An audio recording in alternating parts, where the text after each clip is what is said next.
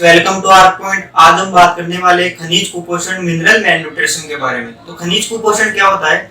जब हमारे भोजन में लंबे समय तक खनिज तत्वों की कमी बनी रहे तो वह खनिज कुपोषण कहलाता है। जैसे खनिज मतलब सोडियम, पोटेशियम, मतलब कैल्शियम या आयोडीन, इनकी जब हमारे लंबे समय तक कमी बनी रहती है, डिफिशियंसी रहती है, तो इनके द्वारा जो कार्य होते हैं वो प्रभावित हो जाते हैं। अब हम बात करने वाले कुछ प्रमुख खनिजों के बारे में और उनके होने वाले प्रमुख उनसे कार्य।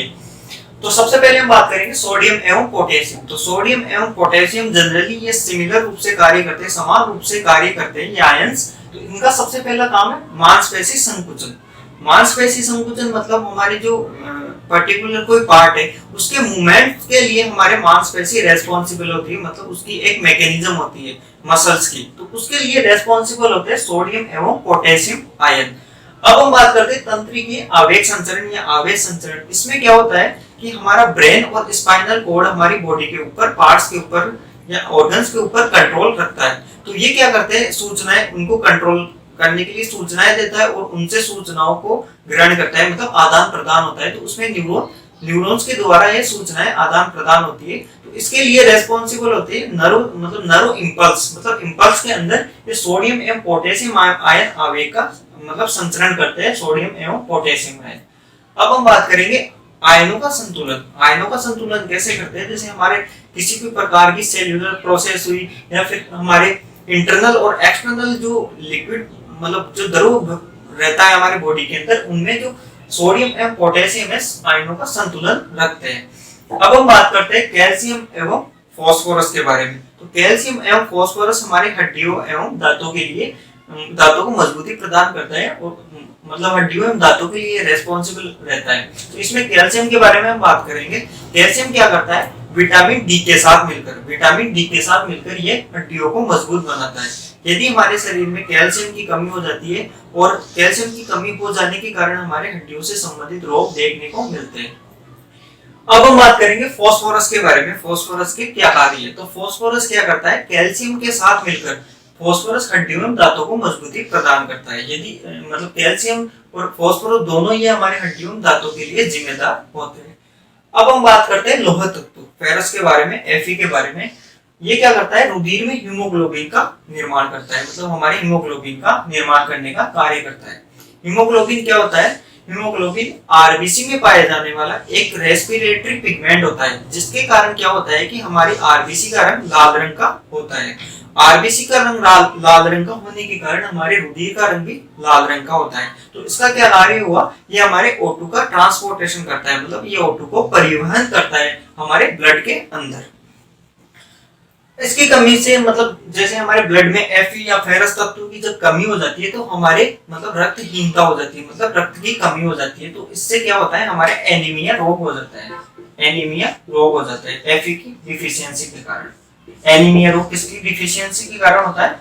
डिफिशियंसी के कारण मतलब कमी के कारण रक्तहीनता। जनरली जो एग्जाम में पूछी जाती है रक्तहीनता किसकी कमी के कारण होती है? Fe के कारण, फेरस के कारण होती है। अब हम बात करते हैं आयोडीन के बारे में।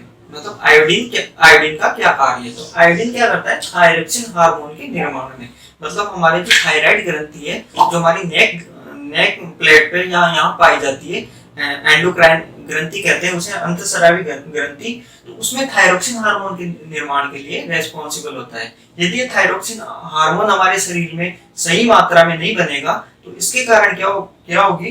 हमारे मतलब गलगंड या गेंगा रोग हो जाएगा, मतलब यहाँ स्वेलिंग होने लग जाएगी, नेक प्लेट में स्वेलिंग मतलब सूजन आने लग जाती है। तो ये किसकी कमी के कारण होता है? गलगंड या गेंगा रोग।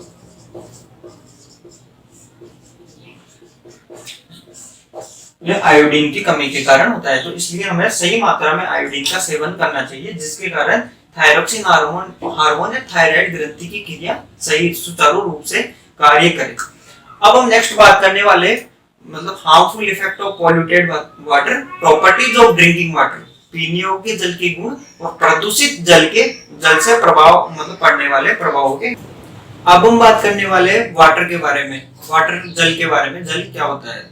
मतलब जल हमारी पृथ्वी पर पाई जाने वाली एक ऐसी प्राकृतिक चीज है जो ठोस, द्रव एवं तीनों अवस्थाओं में ये पाई जाती है। ये जनरली हमारे जीवन के संचालन या हमारे विभिन्न प्रकार की मेटाबॉलिक क्रियाओं के लिए और हमारी जो लाइफ प्रोसेस के लिए अत्यंत आवश्यक है। लाइफ प्रोसेस मतलब हमारे जीवन को जीने के लिए, ये हमारे डाइजेशन या हमारे उत्सर्जन उत्सर्जन की क्रियाओं के लिए अत्यंत आवश्यक है। ये हमारे दैनिक जीवन में भी जल की अत्यंत उपयोगिता है। इसलिए हम अब आगे नेक्स्ट टॉपिक पढ़ने वाले हैं, पीने योग्य जल के गुण, properties of drinking water.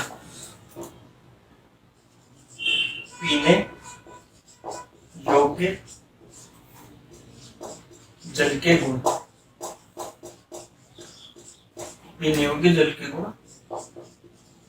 Properties of drinking water, property of drinking water,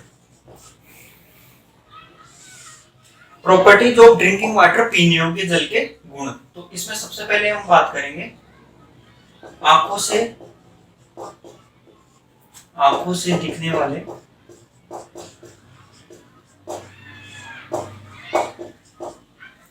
दिखने वाले कण एवं वनस्पति ना हो,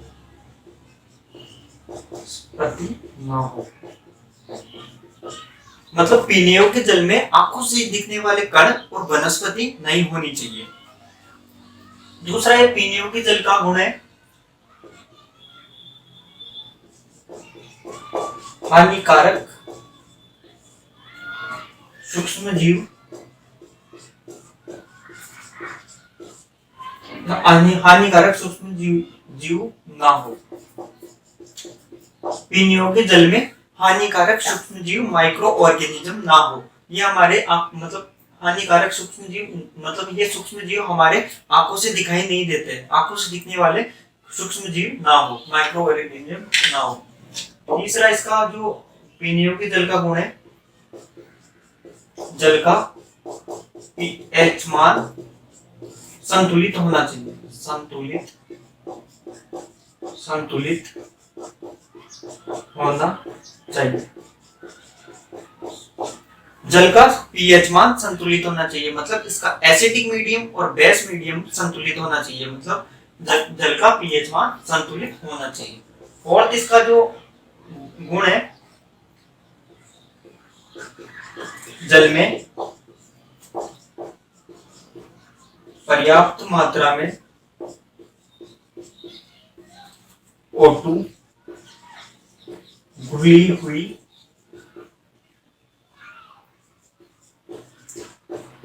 होनी चाहिए। जल में पर्याप्त मात्रा में O2 घुली हुई होनी चाहिए, मतलब इसमें क्या है कि जब O2 पर्याप्त मात्रा में घुली हुई होगी तो जल के अंदर से स्मेल या गंध मतलब नहीं आएगी, मतलब जल में जो स्मेल वगैरह आती है वो O2 के सफिशिएंट अमाउंट में नहीं घुले होने के कारण, आयंस के नहीं घुले होने के कारण ये आती है। तो अब हम बात करने वाले हैं कि पीने योग्य जल या फ्रेश वाटर से हमारे शरीर पे मतलब कौन कौन से प्रभाव होते हैं, मतलब कौन कौन से लाभ होते हैं, मतलब पढ़ने वाले।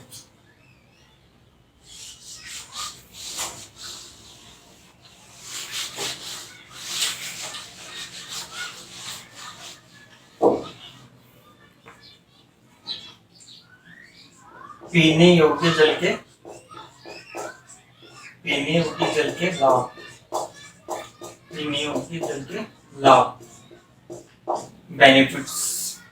इसमें सबसे पहले हम पढ़ने वाले बेनिफिट्स में कि जहरीले जो भी पदार्थ है उनको जल के द्वारा बाहर निकाल दिया जाता है। जहरीले पदार्थों को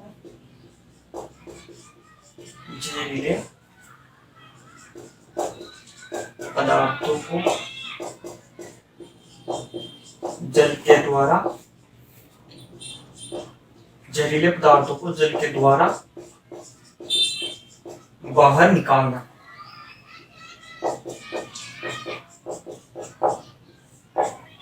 इस जहरीले पदार्थों को बाहर कैसे निकाला जाता है? हमारे शरीर में क्या होता है कि अमोनिया जो टॉक्सिक सब्सटेंस होता है, मतलब जहरीला जो पदार्थ होता है, तो उसको क्या करता है कि हमारे लीवर के द्वारा उसमें यूरिया में कन्वर्ट कर दिया जाता है।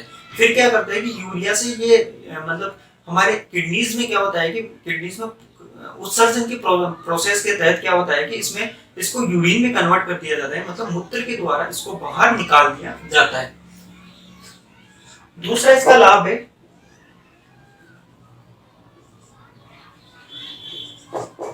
रोग प्रतिरोधक क्षमता का विकास। मतलब हम जल के साथ मतलब फाइबर सुफिशिएंट अमाउंट में लेते हैं तो हमारी क्या होती है कि रोग प्रतिरोधक क्षमता बढ़ती है, मतलब हमारे रोगों से लड़ने की क्षमता का विकास होता है, जिससे हमारे किसी प्रकार की बीमारियां नहीं होती है।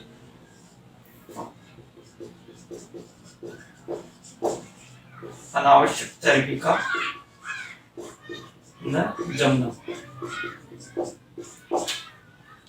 अनावश्यक चर्बी का न जमना मतलब हमारे मतलब जब कार्बोहाइड्रेट फैट हम ज्यादा मात्रा में ले लेते हैं तो हमारे शरीर के ऊपर मोटापा बढ़ने लगता है, मतलब फैट जमा होने लगती है। तो इसके कारण स्वच्छ जल के अत्यधिक सेवन के कारण तो मतलब अनावश्यक चर्बी हमारे शरीर के ऊपर जमा नहीं होती है। अस्थमा, फेफड़ों का संक्रमण, अस्थमा फेफड़ों का संक्रमण, आंत से संबंधित बीमारियां, आंत से संबंधित बीमारियां नहीं होती है, बीमारियां नहीं होती। अस्थमा फेफड़ों का संक्रमण मतलब जल के सेवन से लंग्स मतलब हमारे फेफड़े सही सुचारू रूप से कार्य करते हैं, उनमें किसी प्रकार का लंग्स में इन्फेक्शन नहीं होता है, आंत से संबंधित बीमारियां नहीं होती है। हमारी जो इंटेस्टाइन होती है, लार्ज इंटेस्टाइन और स्मॉल इंटेस्टाइन सभी सुचारू रूप से सही तरीके से हमारे डाइजेशन के प्रोसेस में काम करती है, उसमें किसी प्रकार की एबनॉर्मलिटीज मतलब विभिन्नताएं नहीं होती है।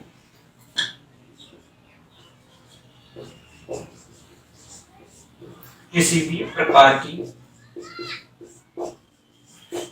प्रकार की एलर्जी का न होना, मतलब हमारे शरीर में जो एलर्जी स्किन संबंधी किसी भी प्रकार की एलर्जी है जल के सेवन से स्वच्छ जल से यह नहीं होती है।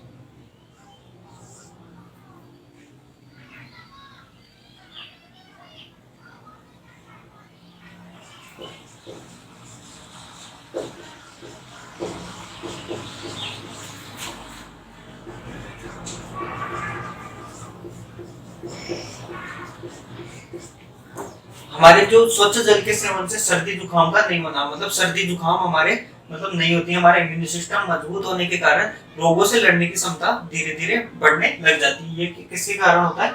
स्वच्छ जल के कारण होता है। इससे क्या होता है कि पथरी होने का खतरा भी नहीं रहता है, मतलब जल के अत्यधिक सेवन से इसका इंपॉर्टेंट कार्य है, पथरी स्टोन हमारे शरीर में नहीं बनती है। जल के अत्यधिक मात्रा में सेवन से पथरी का खतरा भी नहीं रहता, पथरी नहीं होती। पथरी मतलब इसमें क्या है कि जल जब उचित मात्रा में लेते हैं तो यूरिन के थ्रू ये हमारे शरीर से बाहर निकल जाती है। अब हम नेक्स्ट बात करने वाले हैं कि harmful effect of polluted water, मतलब हमारे जो दूषित जल का हम सेवन करते हैं तो हमारे शरीर के ऊपर क्या इफेक्ट पड़ता है, उससे कौन कौन से रोग होते हैं, ये हम बात करने वाले हैं।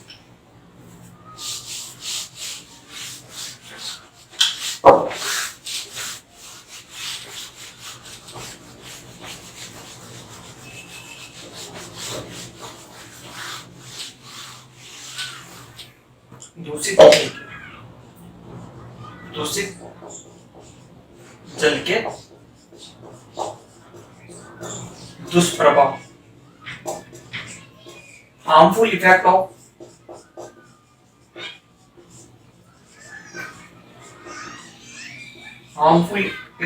Polluted water.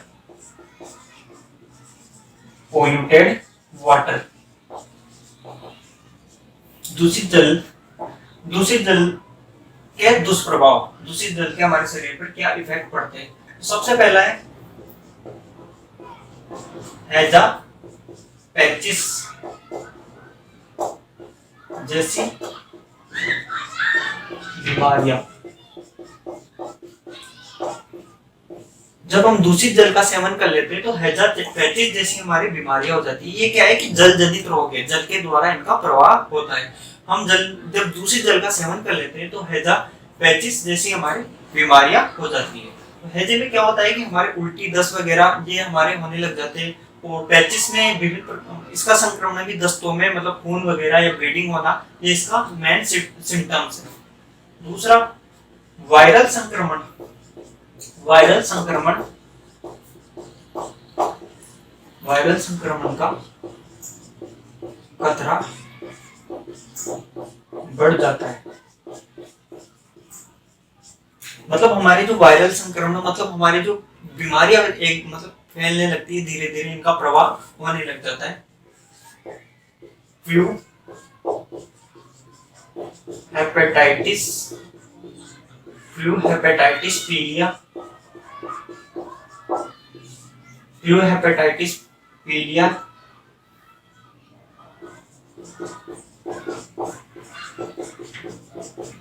बीमारियां, आदि बीमारियां होने लगती है।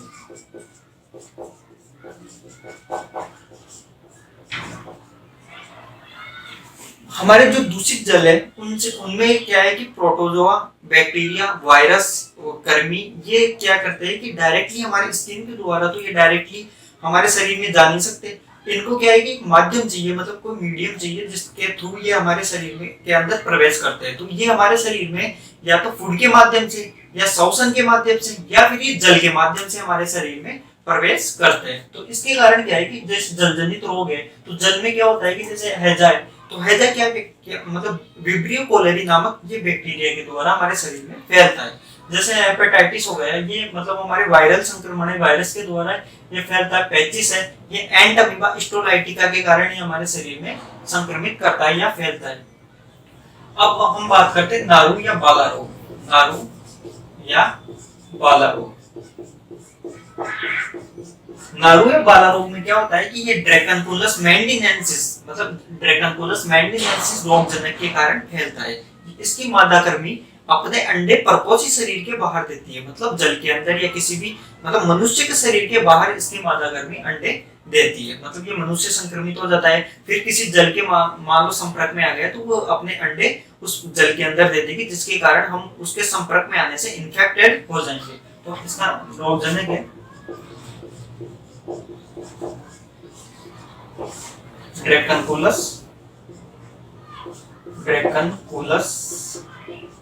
मैंडिनेंसिस। ड्रैकनकुलस मैंडिनेंसिस रोगजनक के कारण ये हमारे शरीर में फैलता है।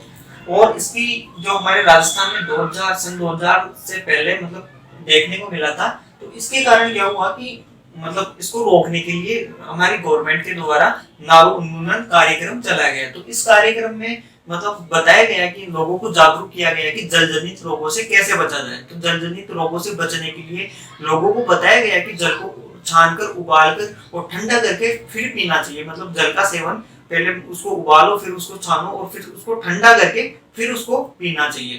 तो इसमें इसका मतलब जो नारू उन्मूलन कार्यक्रम के तहत जो बताया गया, लोगों को जागरूक किया गया, उसमें जल को उबालकर, छानकर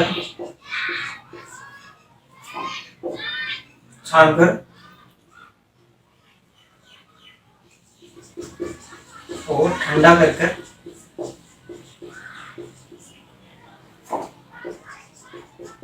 जल को छानकर, उबालकर और ठंडा करके पीना चाहिए। ये किस कार्यक्रम में बताया गया? नारू उन्मूलन कार्यक्रम में। उन्मूलन कार्यक्रम 2000 में ये चलाया गया था, जिसमें इसको पूरी तरह इस कृमि को नष्ट कर दिया गया, जिससे उसके बाद में इसका कोई मतलब रोगी देखने को नहीं मिला। दूसरा इसमें झीलों, नदियों,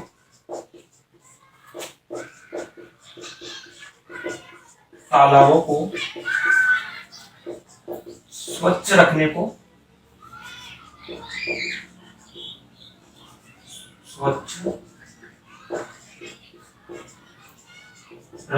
कहा गया।